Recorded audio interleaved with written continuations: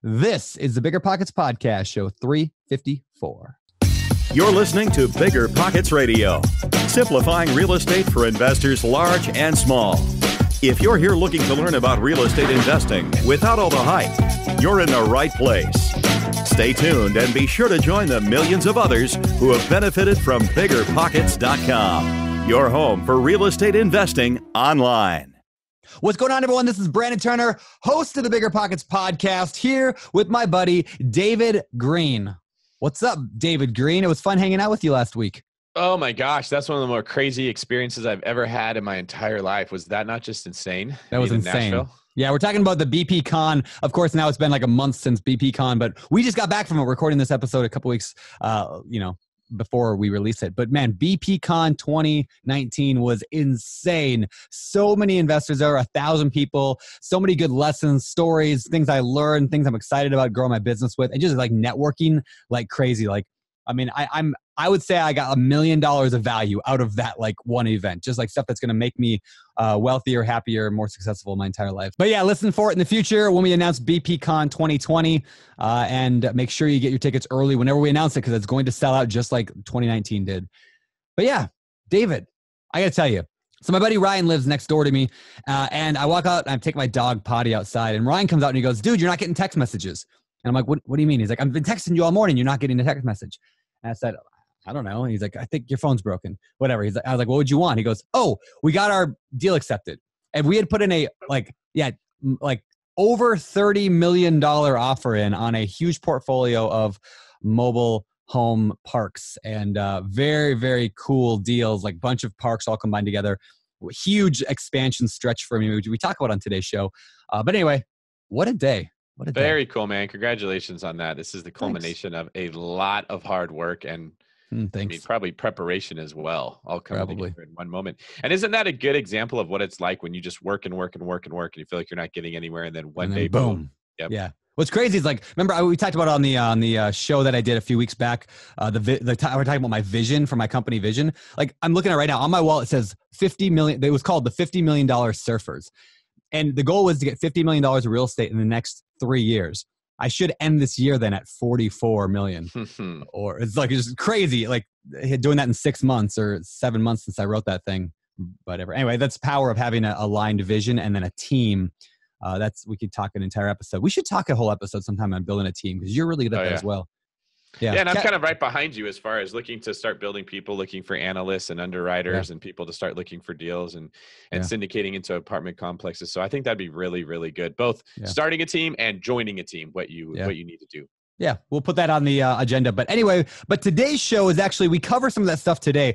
Today we're talking with an investor named Nichole Stohler. And Nichole is a real estate investor who is just has an amazing story of first failure, actually jumping in like a lot of you guys are trying to do, and then not making it, and then taking the lessons learned and then applying it at a massive scale a few years later, taking the lessons learned from the failure. You're going to learn about that today. You can learn from her struggles and how to avoid those things. We talk a lot about growing. We talk about the stack, which is how you can grow your business really rapidly, and why she's buying a hotel, which is a fascinating niche that I've never really thought about, but it has my mind spinning right now. I'm not even kidding. It's one of those squirrel moments for me.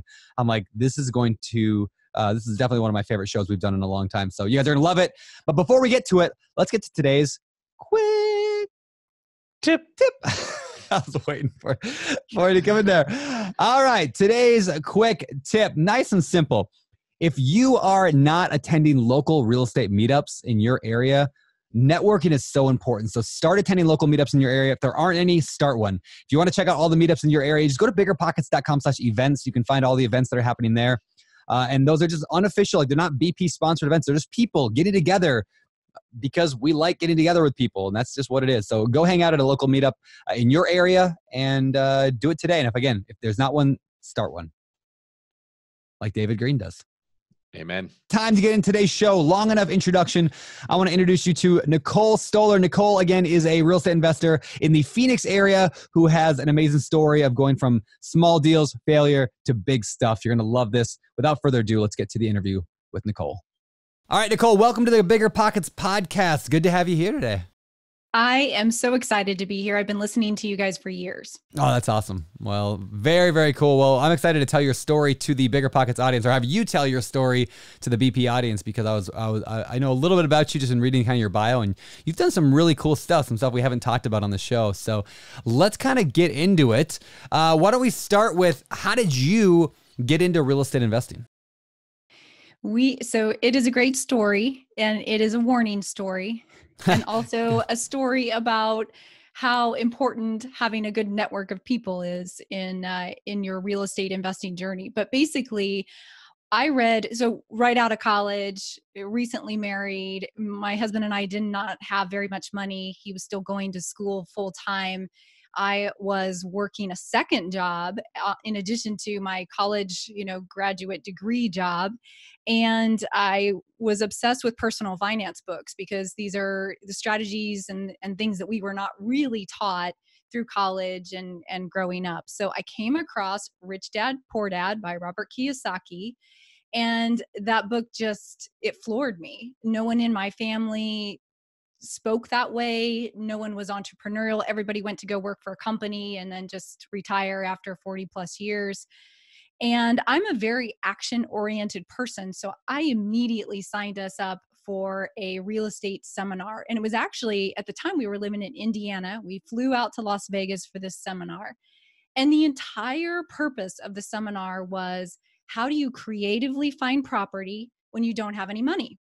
And I will say that a lot of the strategies we were able to come back and 100% implement. We found property without having any money, although we did need to put some down payments on. So I don't know, do you want me to go into how we found that property? Sure. Yeah, let's do it. Let's hear about it. Okay. So basically, we found at the local university in the town that we were living in, when people would die, they would leave sometimes houses to this university. And the university at that time, this was 1999, said, hey, you know what? We're not really in the real estate business. This isn't really where we want to be focused. So they were very willing to be creative around those properties. So they offered seller financing, which we jumped at this opportunity. Now, we did have to put some kind of money down. So this is 1999. What did we do? Credit card cash advances. So this is how we were able to come up with, and I want to say maybe it was about $5,000 per property, somewhere around there. So we ended up with these properties, and we were super excited. Everything we'd been taught in the seminar, we applied, we found properties. But there were so many things that we didn't learn, that we didn't know how to do. Like, were they actually good properties? Yeah. Just because you can find a property doesn't mean you should actually buy the property. They were not in the best areas. They were not going to rent. We didn't know how to analyze, rent payments versus our regular payment, what was feasible, market research, all those kinds of things we didn't know how to do. On top of that, repairs. They weren't in the best shape, so they required repairs. My husband's getting up on the roof, doing it himself because we don't have a lot of money. So we're using credit cards to pay for supplies. And he's got residents outside drinking beer, watching him put the roof on, right? So not the best class of properties and not the best shape of properties. And then the final thing is really managing residents. There is an art to that, right? There's going to be a lot of sob stories. You have to have strict policies and procedures. So these were all the things that we did not know and we had not been taught. And this was really at a time frame where I'm sure there was a local RIA in the state that we lived in at the time, but there wasn't BiggerPockets. There weren't online forums. There wasn't a lot of people that we could reach out to give us some ideas of what to do. And we really ended up feeling very devastated, dug ourselves into a pretty great hole at an early stage, just beginning our careers. So we ended up giving back the properties. So we lost all the money, all the we had the credit card debt, right? Gave back the properties. And we were in a little tiny starter home. We ended up selling that home, moving in with my parents, and then basically digging our way out of debt, over the next couple of years. Wow. So there's so many good lessons in there. I mean, one thing I talk about a lot, I wrote a book called The Book on Investing in Real Estate with No Money Down. But one point I make in there is, investing in real estate with no money down doesn't mean having no money. And it's kind of it's a weird thought, but people are instantly attracted to no money down strategies when they have no money for obvious reasons. But with real estate, like there are crazy things that happen all the time. And especially when you own multiple properties, if you don't have any, if you have no reserves, if you have no income from a good, like if you're not making tons of extra money every month, you can get sunk. I had a mentor once tell me when I was younger, when I just got started, he said, you can go broke buying good deals. And I didn't know what he meant at the time. And this is exactly what he meant. Like, it might have felt like a good deal because you got it for no money down. Well, what an infinite return on investment, right? But not so much if you can't handle all the payments at the time. So, I mean, what lessons did you learn in that process? I mean, what would you tell somebody who's, 20-something-year-old you, excited about real estate, wants to do these creative finance deals? What would you tell them? The first thing would be, don't be so excited about the deal. Kind of to your point, Brandon, really there's a lot of, and there's resources on BiggerPockets, for example, but make sure you know how to analyze the property. And if you don't know how, find someone who can help you and understand, do you have the capacity to manage residents? And if not, then you'll need property management. And if you need property management, you need to build those costs in as well. And just as a side note, property manager does not mean that you get to sit back and collect checks. You still have to manage your manager as well. But so I would say, don't get so enamored by your first deal, and especially if you're finding something creative like that, that you lose sight of all those pieces. And then for us, the big lesson that we learned is, we were committed to real estate. We didn't say, oh gosh, we're done, we're never investing in real estate again. We recognized 100% it was our fault. We knew that we need to learn. And so we said, gosh, how can we learn? How can we actually get this knowledge and understanding? So my husband went to go work for a property management company so that he could get that knowledge and that background. That's smart. That's smart. Yeah, David and I talk a lot about on the show here, this idea too of you just get that first deal, you're going to get a bunch of knowledge and experience, which is important. And you don't have to hit a home run. Now, we're not saying buy a bad deal your first deal, but you got to get somehow started. So how do you, and I think most people would agree, just you got to do something, right? But where do you reconcile being scared to pull the trigger on the first deal, but then with your story of failing because you went too big too fast? Like, is there a certain number of deals a person should maybe buy or not buy? Like, buy one, hold on to it? Or how do you kind of look at the two things, taking action versus doing it carefully? Yeah. And I actually have people ask me this question, and being in tech, there's a lot of people in this industry that have a lot of analysis paralysis. Yeah. That's really huge. We love spreadsheets and processes, but then pulling the trigger. So here's what I would say. Figure out your tolerance level for, return, your tolerance level for time, what kind of time you want to invest, right? So figure these things out. Let's say you have no time and you're very conservative. Okay, so you need to be looking for a deal where you can look at, for example, if you're looking at a house, you want to look at the past 10 years. What has been the rent in that particular city, town, area? Right? And what was the worst rent during that time? Now, granted, rents, I'm in Phoenix, our rents continue to raise 8% per year. But let's just say in the past 10 years, what was the worst?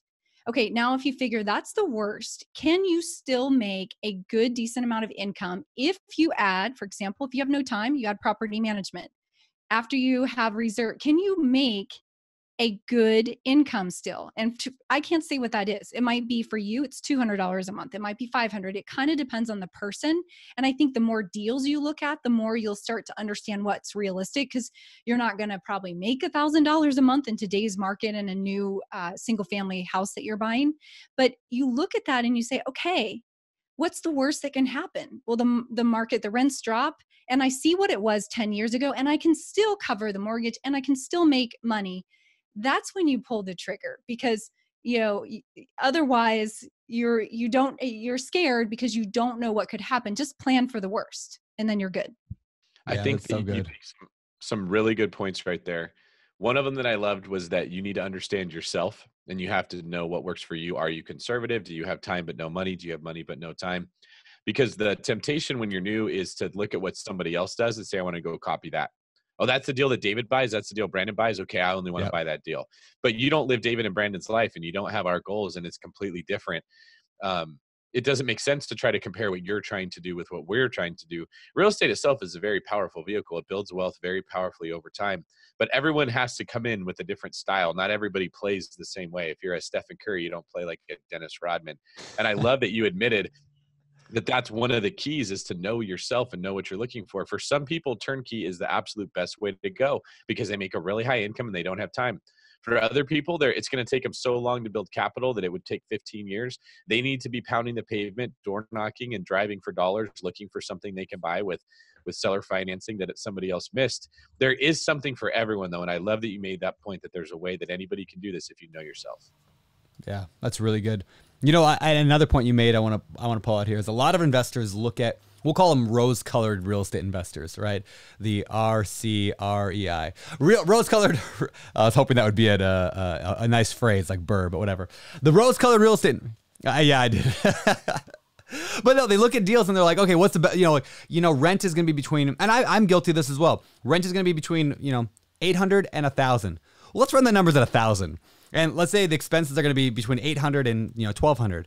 Well, let's assume expenses are $800. It's like new investors, especially because they're so excited and emotionally drawn into doing a deal, that they look at it with these rose-colored glasses, rather than what you just said, which was so good, is what's worst case scenario? Like what's not saying, worst case is an asteroid hits the building and blows up everybody, right? But like, what's the most likely worst case scenario that could actually happen? And then can you still move forward? I think that's fantastic. I think I actually put that in one of the books I wrote, the worst case scenario analysis. Can you still survive by doing a worst case scenario analysis? AWC. I don't know, whatever. Anyways, very, very, very good point. So, okay. So what came next? So you did that thing. You bought, by the way, how many houses did you buy in there? You said you bought houses, plural, right? Yeah, they were actually, one was a fourplex, one was a triplex, there was a duplex, and there was a single family. So all, basically four. Okay. Yeah. Yeah. So a few things in there. You gave them back to the university. Is that what you had them financed? Yes. Okay. So you gave them back to the university, said, hey, we can't do this, and started over. And then you quit real estate and just did nothing for the next 20 or 30 or 40 years until you retired on Social Security. All right, end of show. Thank you guys for joining us today. Okay, now what came next? Obviously, you didn't do that. You took the lessons learned and you applied it. So what came next? Yeah. So there's an interesting lesson in this next part that came next, which is my husband went to go work for this property management company, and two pieces. We had met a person at, we actually went to another seminar too, but we met someone at a seminar, and he worked for this property management company, and we kept in touch with him. And then when this all went down and we decided, okay, we're committed, we need to figure out how to learn this business, my husband called that person that he had met up and went to go work for him. Now, so that was a cool connection, very important person to give him that shot, because he didn't really have a lot of experience, but he had a degree and he was just fresh out of college. So essentially, he went to go work for a really large developer that then managed their own very large multifamily, like 600 plus unit apartment complexes. So he wasn't really out there managing like a bunch of individual homes, and he wasn't really in a property management company that wasn't tied to ownership. So what happened was he got this great experience in multifamily. That became what he knew and what he understood. But when he thought about property management, he thought of ownership, which we came to learn later are two different things. Yeah. Explain that.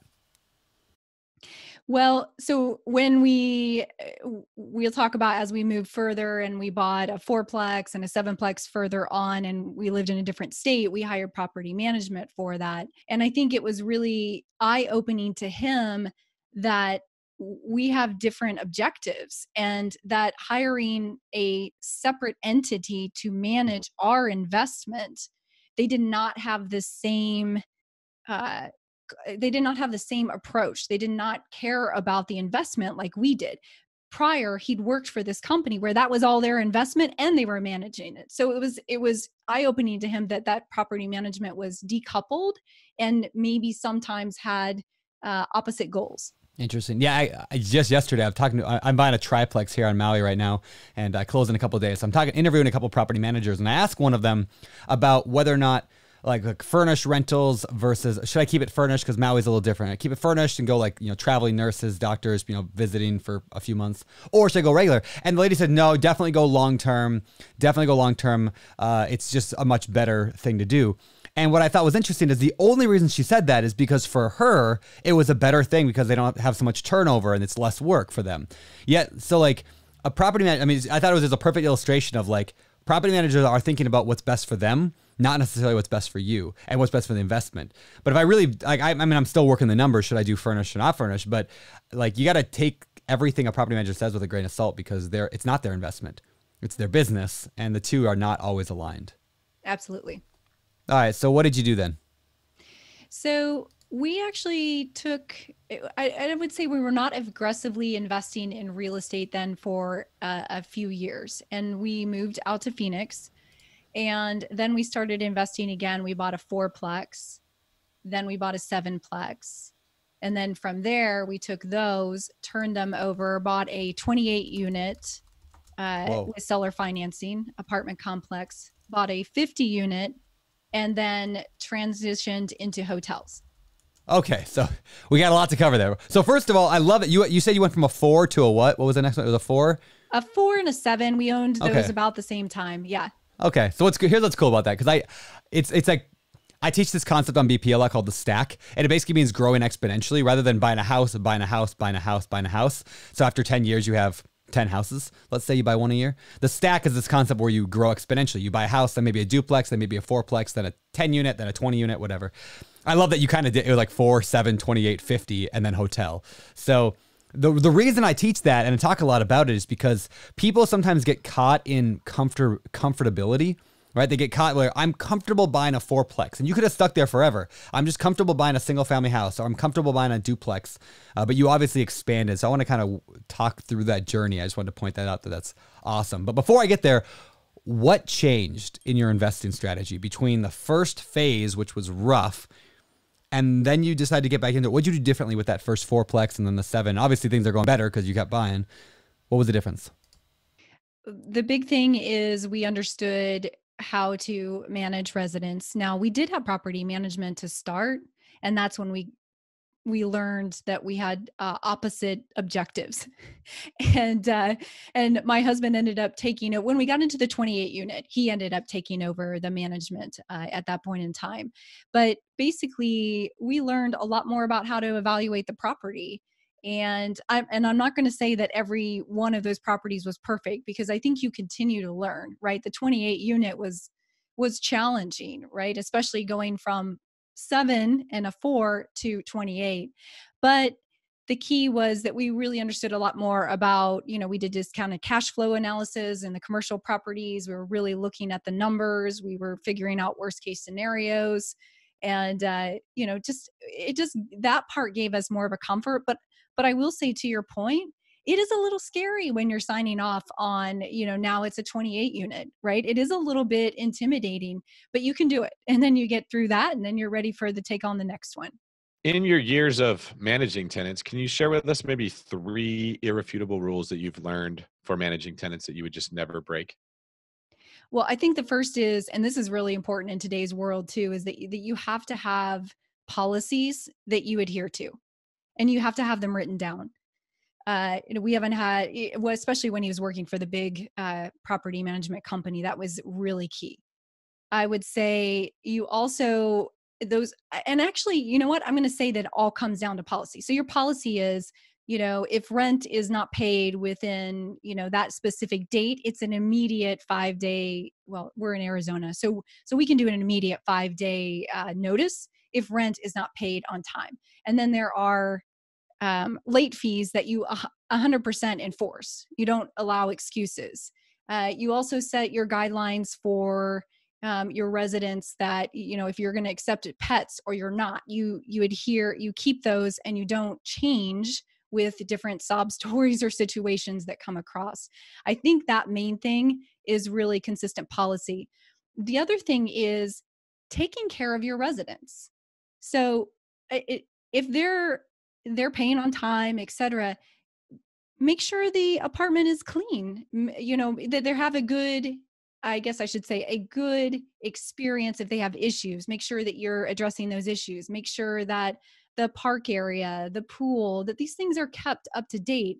When there are maintenance issues, be responsive to that. Those are some of the things that, people care about and will continue to live in your apartment complex if they're getting that kind of service level.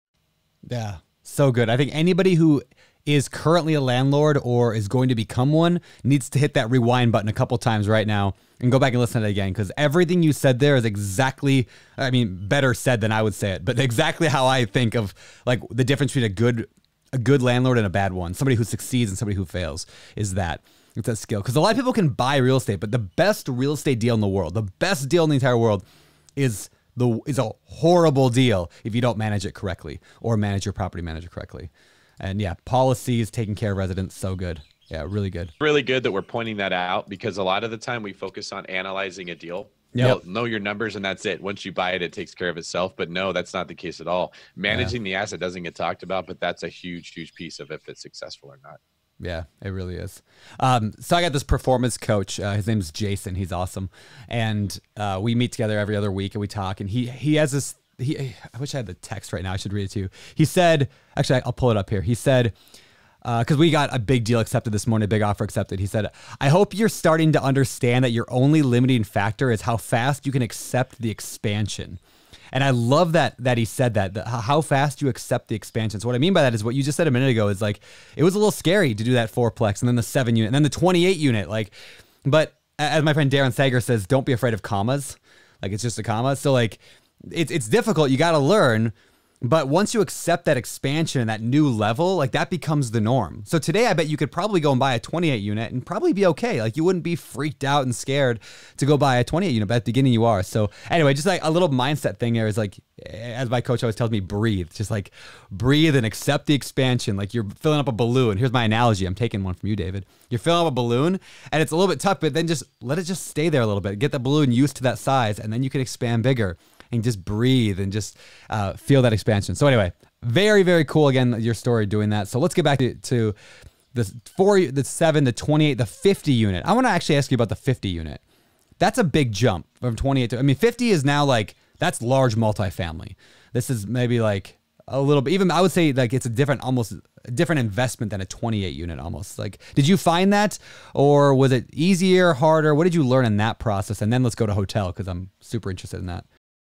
Yeah, so great point. The 50 unit was a dream property for the size and for the fact that I would say it was a C-class multifamily, but we always had a wait list. It was really just, it was in a good location, like all the things, right? It was, and there was pride of ownership, not of every single resident, but for the majority. And that's why there was a wait list to come into the property. So yes, things that changed there. My husband needed to train and hire an on-site person, which we had never really had before. He would basically go to the 28 unit and he might have had like a few people that did certain things and would get, some kind of income for that, but not having really this on-site person. That particular property had an actual office, right? So it had those types of things. So that was different. It was also partially Section 8. So, and that was interesting because, and I remember that, the way Section 8 works, at least here in Arizona, is that utilities, we had to pay for utilities. And so, you're getting about 25 different utility bills every single month that, the bookkeeping company is dealing with. So there's some challenges and incremental work that comes along with that, but it still overall was just a really great property to own. Yeah, super cool. All right, so why did you go then from a 50 unit to a motel? Because that's something I don't think we've ever talked about here on the show before, motel investing. Yeah. So a couple things. When I talked about in the beginning, you have to understand your tolerance and your time and those types of things. The other piece is what is a realistic, again, don't be super crazy, but what's your investment return that you want to see for the work? And especially if you're putting a lot of work into this kind of, real estate, it it is a lot of work. And for us, we looked around at the available apartment complexes. And of course, now, we were selling the complex. We didn't actually want to, but we got an unsolicited offer 3 times and finally took it on the 3rd time. Now we're under 1031 exchange and we're looking around, and we like to invest locally. And that's partially because we want to physically be able to go and see the property. My husband, I would say we were self-managing, even though we had an on-site, it was still under my husband's management. So we weren't really looking to go out of state, and we could not find apartment complexes in Phoenix that met our criteria. And by that, I mean, by that time, this would have been late 2016, there were enough people coming in, enough commercial, private equity groups. There were enough folks coming from California buying apartment complexes that cap rates were around 6% at that time. And for us, that we just didn't feel like the work was worth that low of a return. And we had actually been networking and talking with a hotel guy. I'm going to call him that. He's been in hotels 20 plus years, about 3 years prior, because we actually were already intrigued by hotels. And we thought, this is an investment that we might want to invest in separately. It had nothing to do with selling our apartment complexes or anything like that.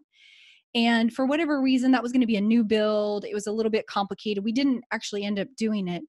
When we got the unsolicited offer, we called him up right away and we said a couple things. We're going to be 1031.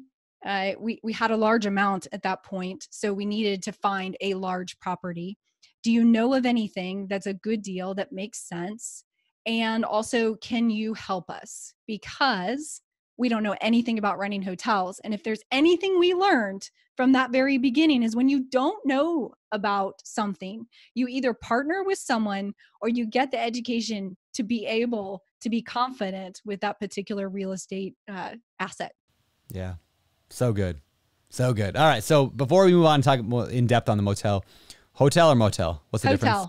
Motel would imply that it would be like a roadside, like one of those places. Okay. Yeah. This is like a horror movie takes place at. Yeah, exactly. Okay. It's a franchise hotel. It's it's actual name brand, and not in a scary place. Okay. So it's a hotel. So before we go there though, you mentioned you were under a 1031 exchange. Can you explain to those who maybe have not heard that term before what exactly a 1031 is? And then maybe because I've been through it, some of the difficulties of that 45-day window. Right. So we've used a 1031 a few times, and one time we didn't, and we wished we had. So I would always encourage people to explore that. So the minute, and I always say, if you even have just one house that's an investment property and you're thinking of selling it, investigate 1031 exchange. And it actually doesn't hurt you to at least get into one. So basically you have an intermediary who holds the funds, and you have a time to identify a new property, which has to be like or greater than what you just sold. And I believe it's about the debt service. So it at a point you can see that this is growing your portfolio, because you can't take the proceeds from a sale of a single family home and then just apply it to a less expensive single family home. It would either have to be the same or bigger. And you have to identify within certain timeframes. But what the 1031 exchange allows you to do is take the capital gain, like all the proceeds from the sale of the property, put them into, let's just say, like a vault, which is the intermediary. They stay there. And then you go find your new property and you leverage all of those funds into the new property, and you don't pay capital gains tax. And more importantly, because this is what came to haunt me, you don't have to pay the depreciation recapture. Yeah. Yeah, that's huge. Yeah. Which, maybe explain that for those who don't know what the depreciation is, or depreciation recapture, because that's huge. Right. So huge benefit of real estate investing is that so let's just say you have a single family home and you're making $5,000 a year on that particular property after everything. you can actually, through depreciation, and let's say the value, and there's your CPA would do this and figure out the depreciation amount, and it's basically 27 and a half years. That particular asset is depreciated. So on paper, you can look like you did not make any money because maybe it's $5,000. And that just basically means you get to keep that $5,000 in your pocket and not pay taxes. Well, when you go to sell, though, the government says, okay, you no longer have that property. We need our tax revenue back that you didn't pay during those years you own the property. But the 1031 exchange allows you to not pay that. And it's so important because it's pretty easy to sit there and think, okay, well, I'm going to make X amount on this property and capital gains. And it's really not that big of a deal that you, and in my case, I thought, well, it's not that big of a deal. But the depreciation recapture, especially on these bigger properties, that is a huge deal. Huge deal.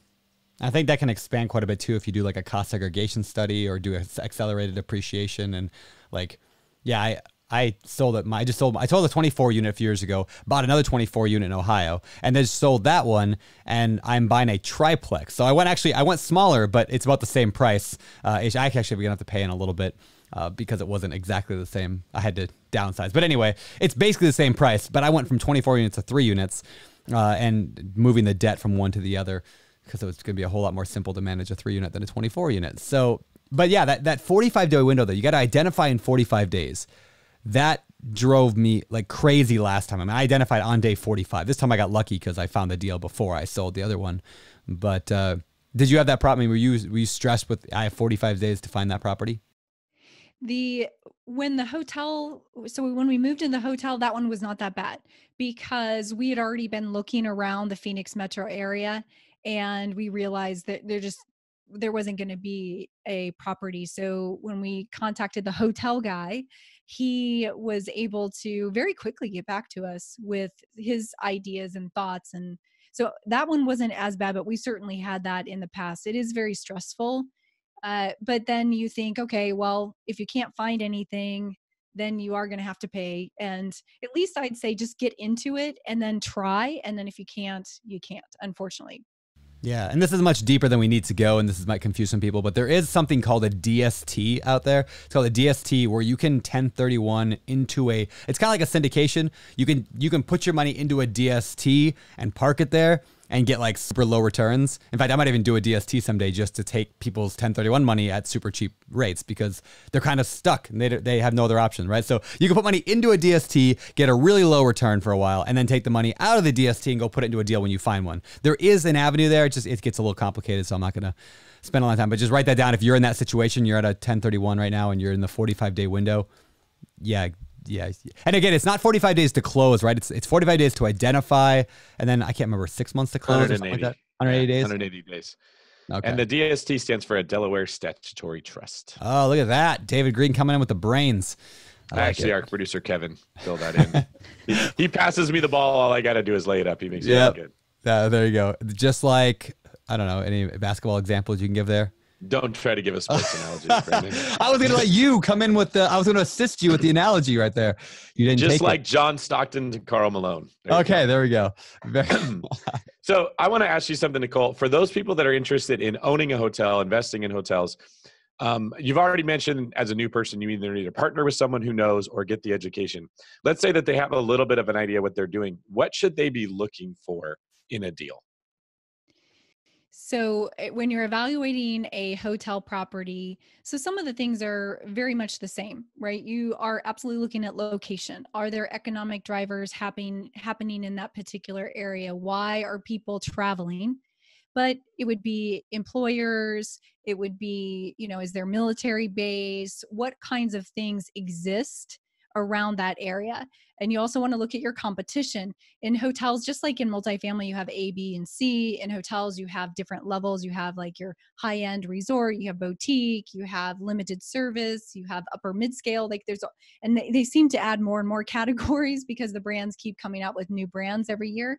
But basically, who in your competition where are they and how close are they to amenities? So when people are traveling, They want to be close to entertainment, work, restaurants, those kinds of things they want to be close by. So you look at the location. You also want to look at the revenue per available room, and you want to look at the average daily rate. But that doesn't mean anything except for if you can compare it to the peers.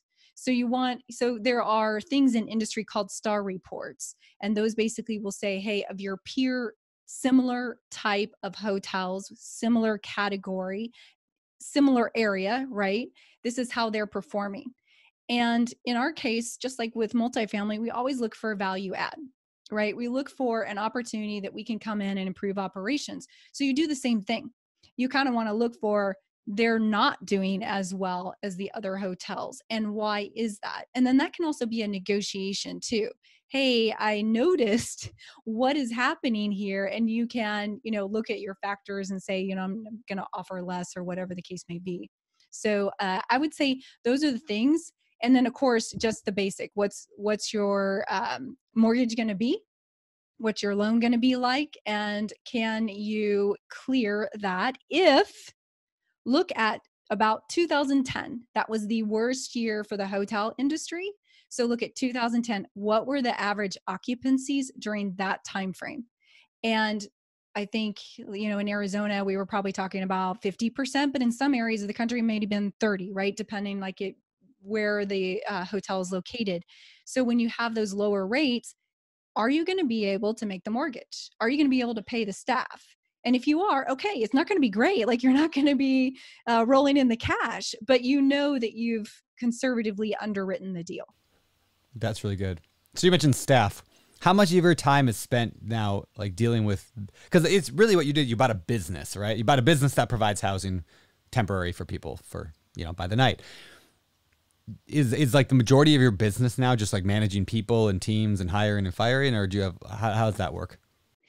So it's a great question, because in the hotel industry, you can also find the equivalent of property management type of companies. And there are different layers and different kinds of services. So in our case, what we have is the 20-year hotel guy who I would say is like an advisor, right? So overseas. And he had the connections and said, okay, well, here is a good property management company, but all they do is hotels. And so what's important about that is that they do handle the staffing, they handle the payroll, they handle the bookkeeping for the hotel itself, right? So like, paying for the linens and those kinds of things. They also handle, let's just say all of a sudden somebody quits and now you have a gap. Maybe it's your night person, right? If you're 24/7 desk, well, they have someone that can come step in. So you're not having to scramble or you're not having to go work that. So we pay a premium for that, right? So that does cut into our revenue and our profit. But the reality is we want to continue to grow our business. We're actually in the process of our next hotel. We can't do that if we're having to, day to day manage those kinds of things. So then it becomes more of managing the manager, as we talked about in the beginning, but there's just a few more moving pieces with that property management. I guess I never even realized that there would be property managers for hotels. Like I didn't know that was a thing. What is a typical rate? Like, is it the same property management 10%? Or are they way higher, more like vacation rentals, which are like 50%? No. Gross? So the company we're working with is 2%. So that's, it's not bad at all. But it's 2% of, the revenues, and the more we make, the more. So actually I would say they're pretty well aligned. And then, staffing, and now we hire a general manager. So we've got that on site as well, but about 2%. When you find another hotel, can you share a general manager over the two of them and save some costs there?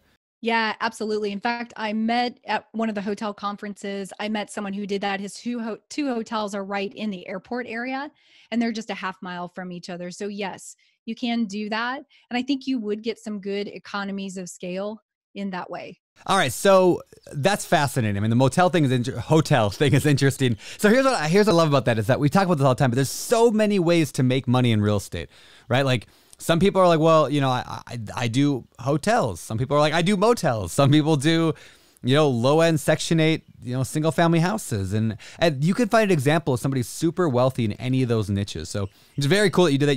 You're going all in. It sounds like that's your passion now, which is cool.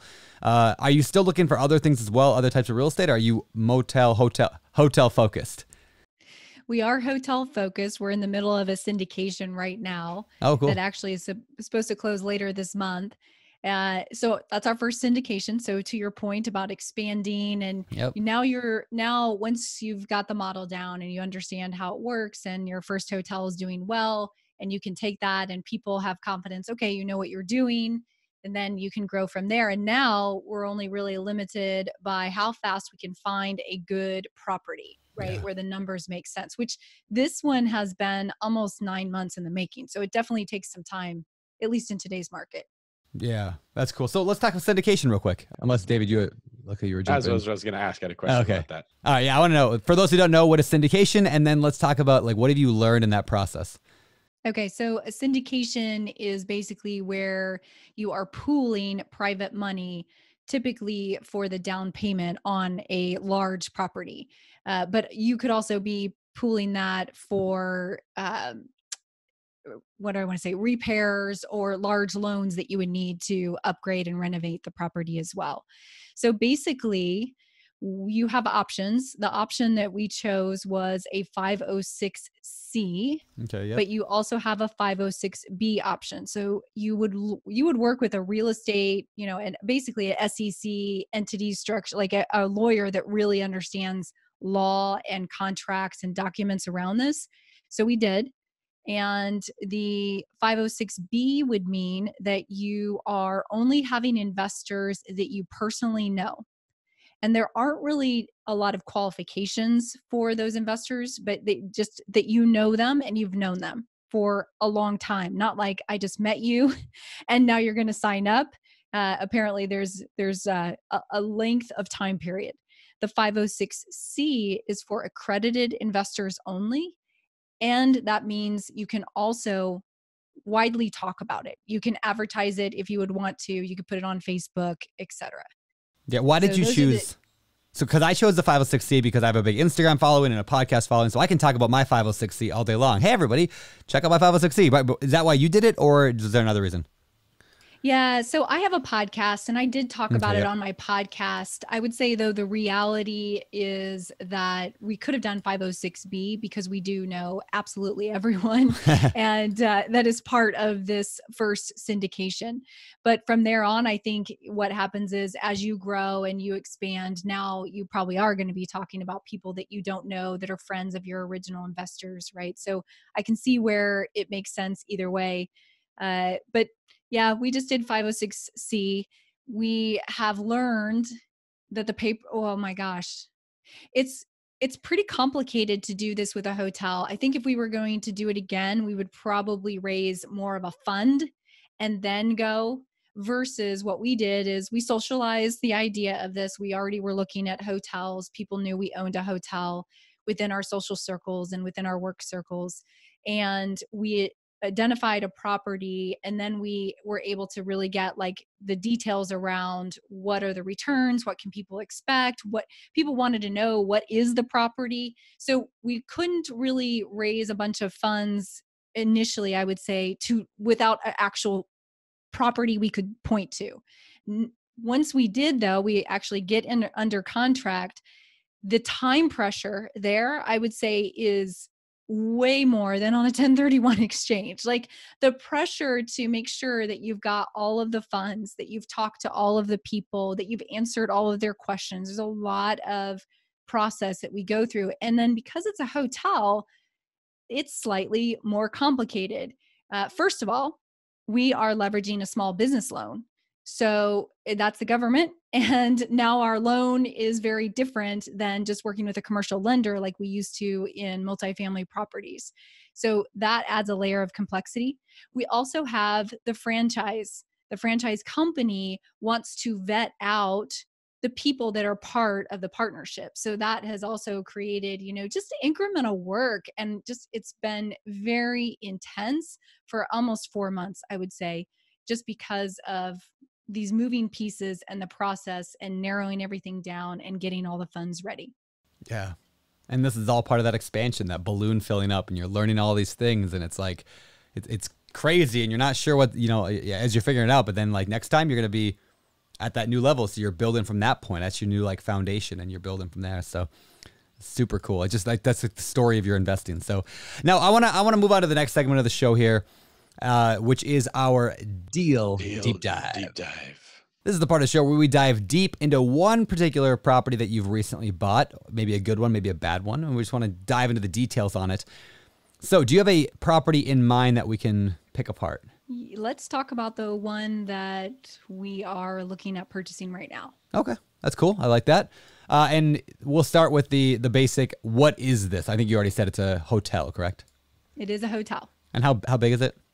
This is a 64-room upper mid-scale hotel. Okay. Another like name brand? Sorry, David. Yes. Okay. Yes, name brand. Is upper mid-scale similar to how in real estate we talk about A class, B class, C class? Do you guys have a different classification?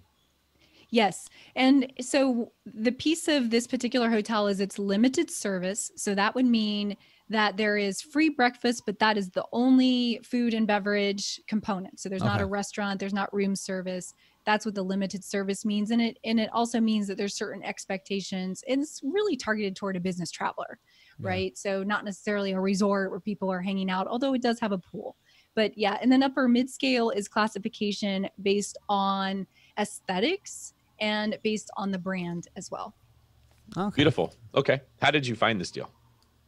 So we found it also through networking with our hotel guy, and he's really plugged in with hotel people all over the state of Arizona. And we looked at properties else, like in Tucson, outside of the Phoenix metro area. But yes, we found it through our hotel guy. Cool.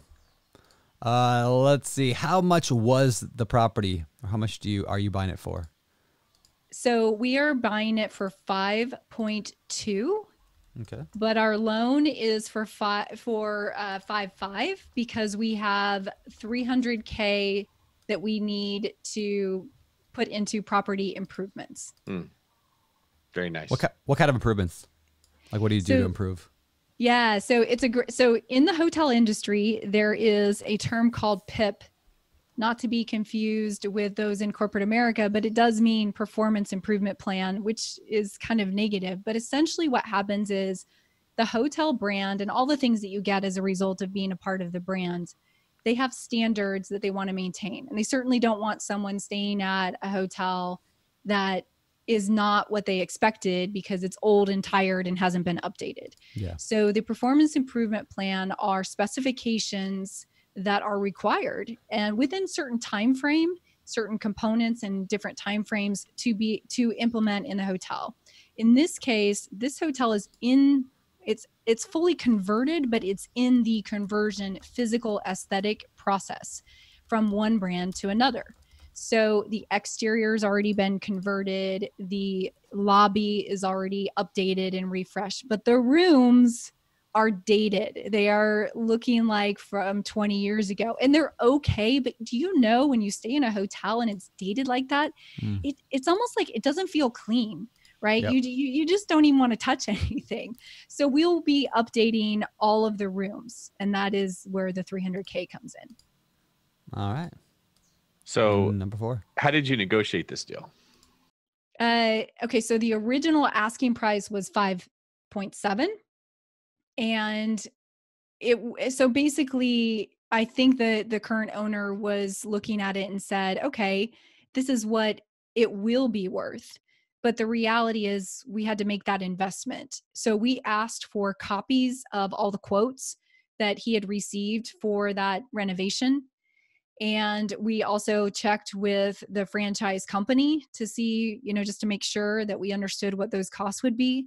And then we negotiated from there. And the other thing that had happened with this particular hotel is that hotels are seasonal, although in some parts of the country, they're not so much. Like Orlando, I think, has year-round people that are staying there. But in Arizona, our seasonality is that summer is the worst time. These people are not traveling to Arizona when it's 115 out in July.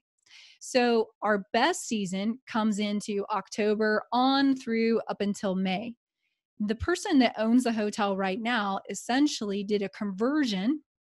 Now just think about this. It's construction, right? It's branding that's not fully available. You're probably not on the corporate travel booking sites, all those things as you convert. They did this during the busy season, which impacted their revenue greatly. So my husband also used that as part of the negotiation, saying, hey, I know, you think their hotel could do this, but I'm looking at actuals and you didn't. So he leveraged that plus the construction. Yeah, I always find when people are selling properties, it's always like people are so generous with this is what the property performs. I'm like, yeah, in its best, rose-colored glass analysis. But, it's not always the case. So great negotiation strategy there. How did you fund the property? I guess we already know that syndication, right? Syndication through a SBA, and the particular loan that we're using is the 504C SBA loan. Interesting. All right. And do you mind me asking, and I don't, if you can't say this, let me know, but what kind of returns do you offer investors? Is there a cash flow that you expect, or is this mostly backloaded at the end when you refi or sell? Where's the investor return come from, and what do you kind of predict? Yeah, so we leverage. So yes, we have an annual cash flow but it's not a preferred rate of return, but there is a cash flow that starts at 10% and then goes up as the revenues increase. So as you renovate, now people, want to stay because the rooms aren't 20 years old, et cetera. And then there is, a 7-year, so the back end, the selling of the property. But the total is an IRR of close to 18%. I have a question that's not one of the deal deep dive questions, but when you go to sell, say 5 years later, whenever it is the formula the same as multifamily where you're going to use the NOI and a cap rate, or is it more complex because it's a hotel? Yeah, no, the formula is the same. We did a waterfall. It's exactly all of the same processes. There's, basically pay for performance on how you manage the property. And you have to hit the hurdle. Investors are paid back, right? You have to hit the hurdle before you actually get paid as the syndicator or as the sponsor. Yeah, all of that is exactly the same. Beautiful. Very cool. Okay, so with this hotel, what are your plans? What are you going to do with it? So we're pretty excited about it because we're going to be testing a few interesting strategies with this particular hotel. But just out of the gate, some really basic things. We'll be going after corporate contracts, which are not in place today. And the location is really close to a lot of businesses, right? And some major tech companies in that area. The other piece is a huge thing in the hotel market, especially in a limited service where it's free breakfast and Wi-Fi, and it's not that many amenities, and it's a good quality hotel, is the traveling sports teams for kids. So, they want to book, they've got like 40 kids coming in and they're going to play soccer, or they've got tournaments, and there is a facility just 2 miles away from the hotel. So and there's actually travel agencies that's all they do is book travel for these traveling sports teams. So we'll be going after corporate and traveling sport teams. And then we're going to be really active also in the community, because I have this theory that people don't know, and people actually write me. They say, I didn't know regular people could invest and own hotels, right? You see a name brand and you think it's like a big corporation.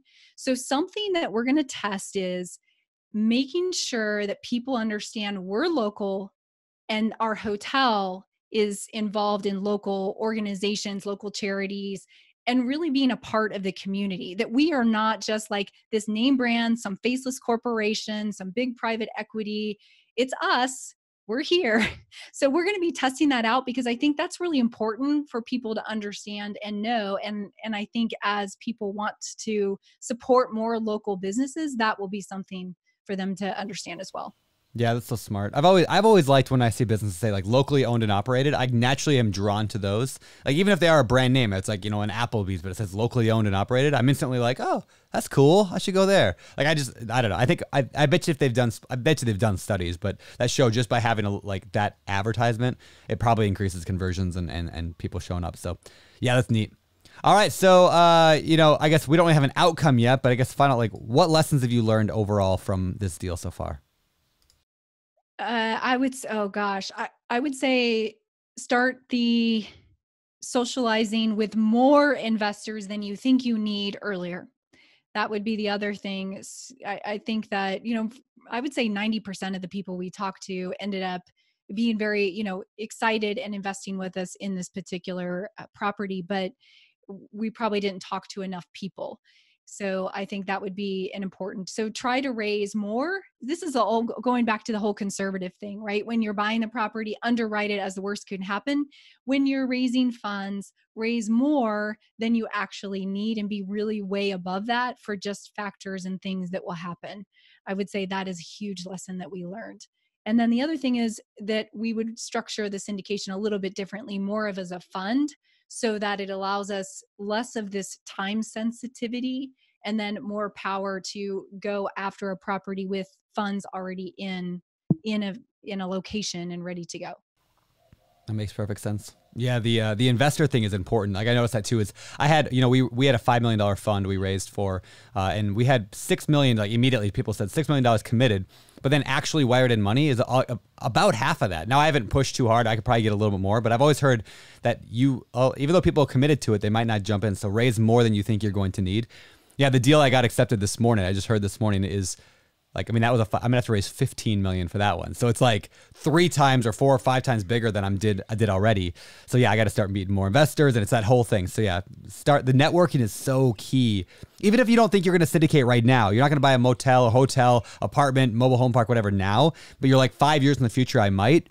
Start building your network right now. Start connecting with people in that world and building your name as somebody reputable, because it's gonna come back and help you a ton. So true. Yeah. Cool. All right. Well, let's move on to the last segment of the show. I think we'll forego the fire round this week and head right over to the world famous four. All right. This is a famous four, part of the show where we ask each guest the same 4 questions every week, and we want to know what you got to say. So, Nichole, number 1, what is your current favorite real estate related book? All right. Can I say 2? Sure. Okay. It costs you extra though. Go ahead. What? What'd you say? I said it'll cost you extra. But. Okay, all right. I'm good with that. So the first, this is going to sound not that exciting. It's basically the tax strategy book that's on BiggerPockets that was written by Amanda Hahn, part of Keystone CPA.